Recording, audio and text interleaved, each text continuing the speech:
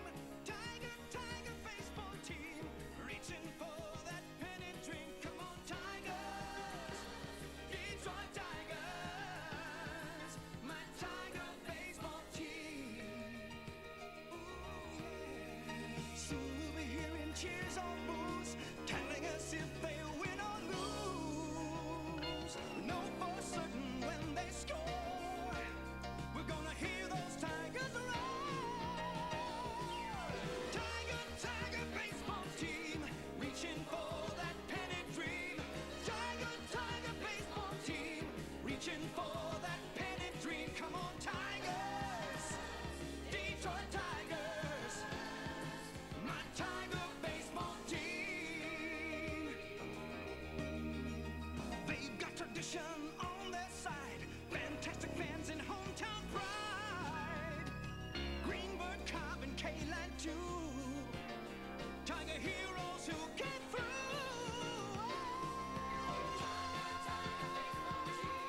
Reaching for that pennant dream. Tiger baseball team. Reaching for that pennant dream. Come on, Tigers!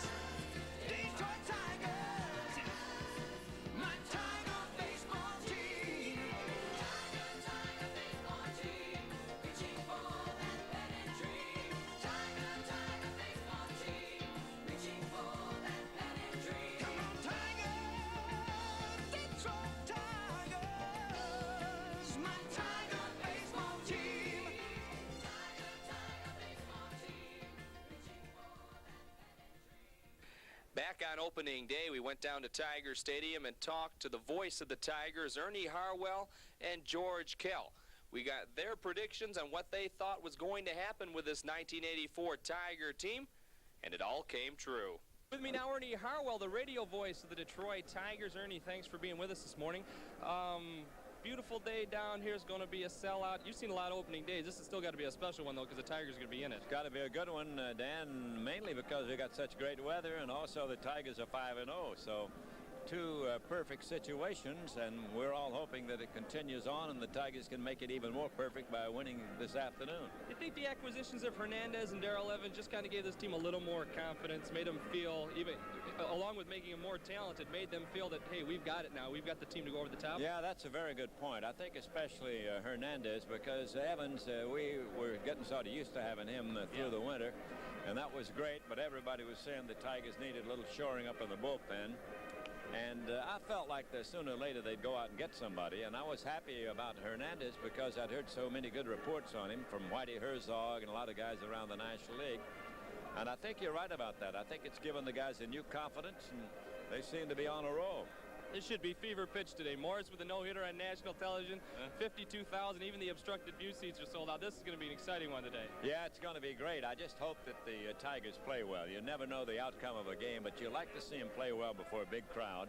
And sometimes you got a big crowd like this, and they don't do too well. But I'm hoping that they'll come up with one of their good performances. Now, most of these guys have seen opening days in front of big crowds, and the only one I'm not sure about would be Howard Johnson. I don't know if he's ever played an opening day, but most of these guys have seen an opening day. Right. Well, they have, and you know, the fact that they've opened on the road too will be helpful to them. They've had two openers already. We had one in Minnesota and one in Chicago, and pretty good crowds for both. So I think that will alleviate the problem a little bit. But the home opener is a special occasion, especially in Detroit.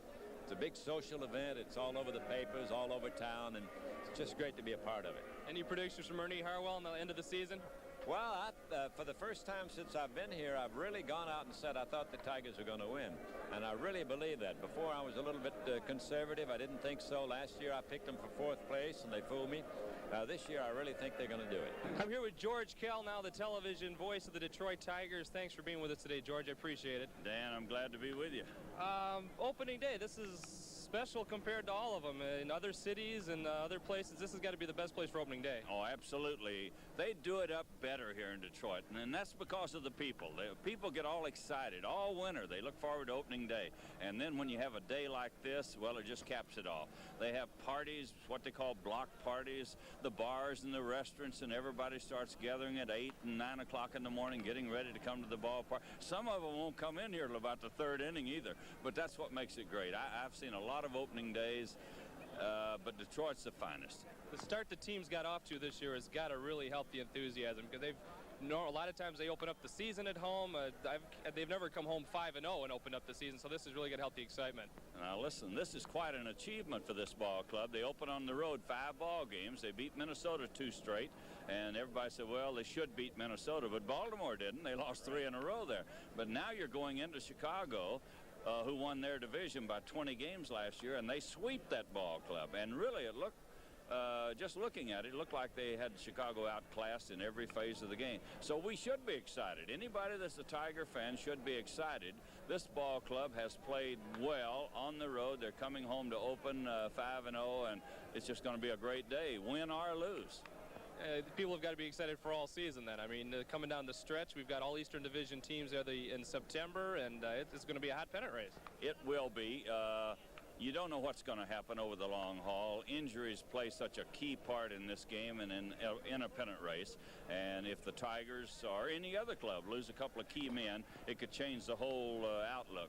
But if everybody stays healthy, this ball club, deeper on the bench than they've ever been before, deeper in the bullpen with Hernandez, they should be in the race to the last day.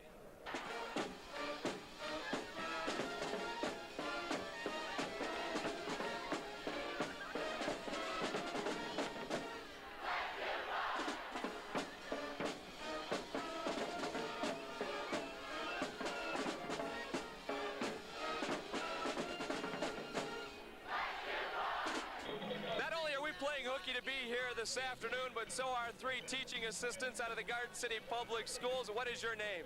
Darlene Gardner. And what is your name? I'm Peggy Vella. And your name? Rose Sherman. Why'd you play hooky on a, Tuesday afternoon to come down to the middle of Detroit? To see the parade and to have some fun out of work. Why'd you decide to come down? Did you figure you should be back at school doing some work? No, we decided we needed a day off, and better place to do it but downtown Detroit. Have you been a big Tiger fan? Has everybody here been Tiger fans for a long time? I'm a #1 Tiger fan, and this is 1984, so bless you boys. This is the year. As it turned out, over 500,000 people turned out in Detroit to salute the 1984 World Series champions. Let's take a look at the pep rally that went on in Kennedy Square and see what happened. I know you want to hear from the players or from the representatives. First of all, I have keys to the city from all of you. To Sparky Anderson,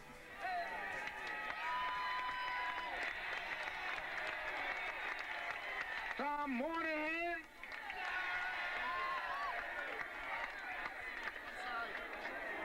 Mr. Fetzer,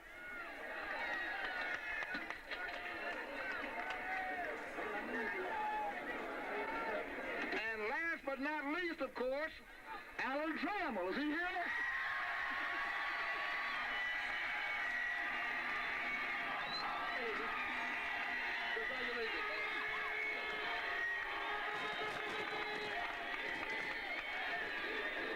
And I want to present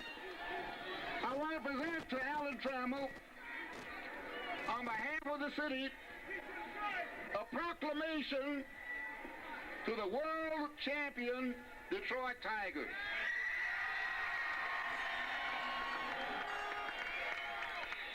We are naming this year, 1984, officially the year of the Tiger in Detroit. Alan, to you and all your teammates, please accept my congratulations and congratulations to this whole city.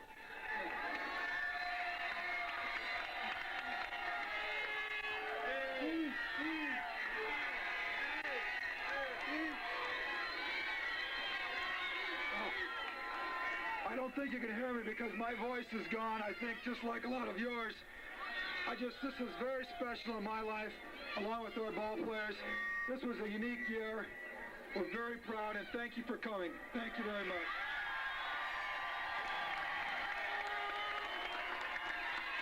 Thank you, Alan. Here's the governor of the great state of Michigan, James Blanchard. Governor Blanchard. Bless you, boys! Did you hear me? Bless you, boys! Now I'd like Sparky Anderson and Tom Monahan and John Fetzer to come forward, please.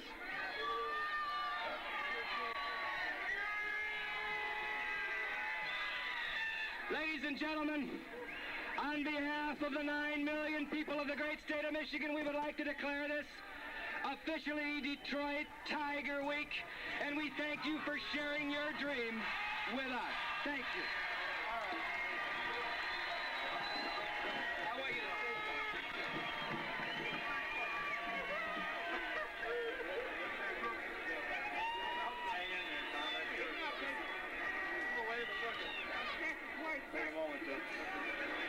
Irma Henderson of the Detroit Common Council has a presentation of some flowers. Irma?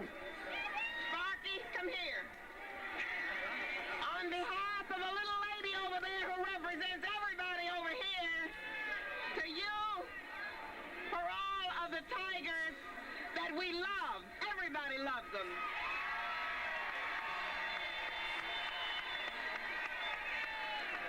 Ladies and gentlemen, the owner of the Detroit Tiger Baseball Club, Mr. Tom Monahan.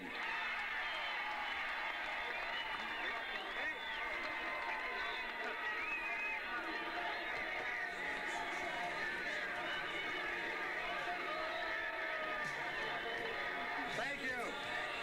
Thank you. These are the greatest baseball fans in the world.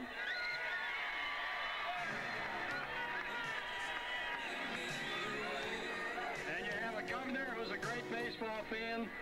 You have a mayor who's a great baseball fan. And the greatest baseball fan of all, the man who I'm responsible for being here, is Mr. John Fetzer, and I'm thankful very much to him, and thank you.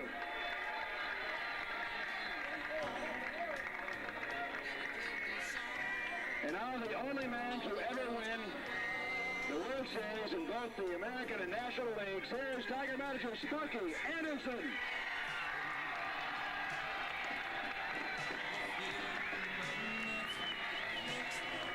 Thank you so much. First of all, I don't think all of you yet realize just what kind of a good team you really have and the kind of people you have.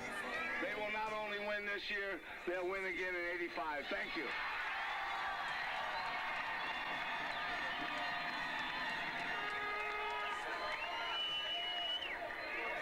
And now, once again, just to represent the Detroit Tigers, I know he can hardly talk, just a couple of words, once again, because it's on the program this way, Mr. Alan Trammell.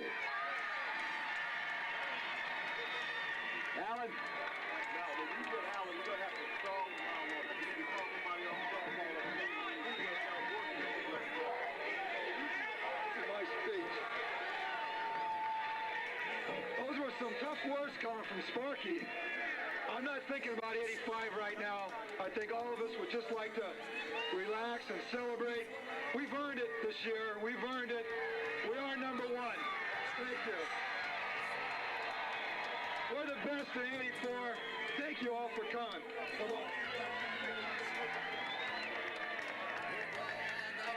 Ladies and gentlemen, I thought you might enjoy if you heard a couple of words from Kirk Gibson. He's considered to say a few words. Kirk Gibson.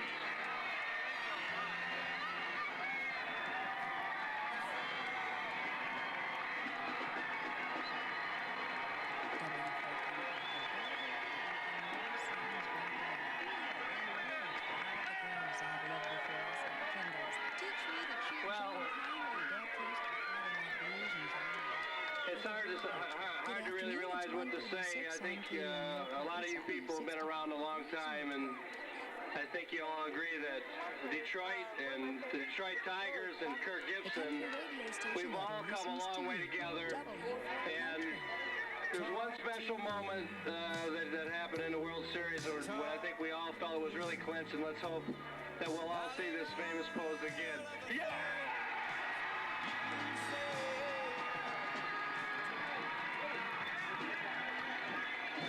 Thank you, Kirk. Well, he doesn't want to do it. He doesn't want to do it, but he will because he's a great guy. Mr. Jack Morris. Jack?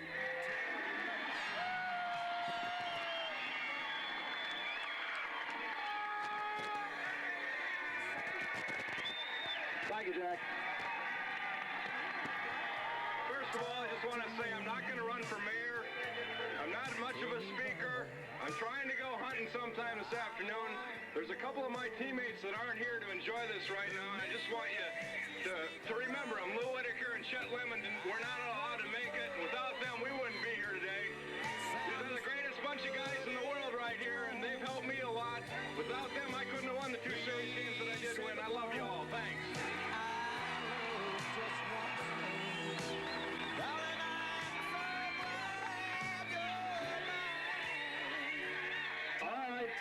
Okay, hey, Lance.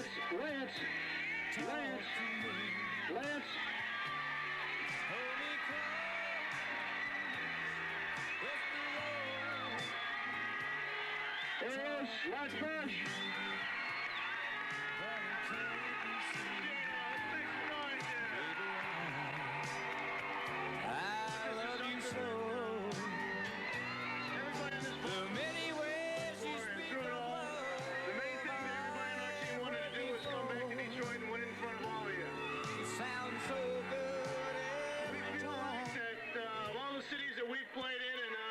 Have been around the country an awful lot. But there are no fans any better than even compare to the fans that we have in Detroit. Thank you very much. So the thousands got what they came for.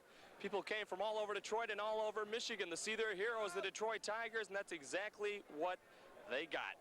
Now the rest of the city and the rest of the state can spend all winter saying, we are better than Philadelphia. We are better than Detroit. We are better than New York because we are the world champions. From Detroit, I'm Dan York.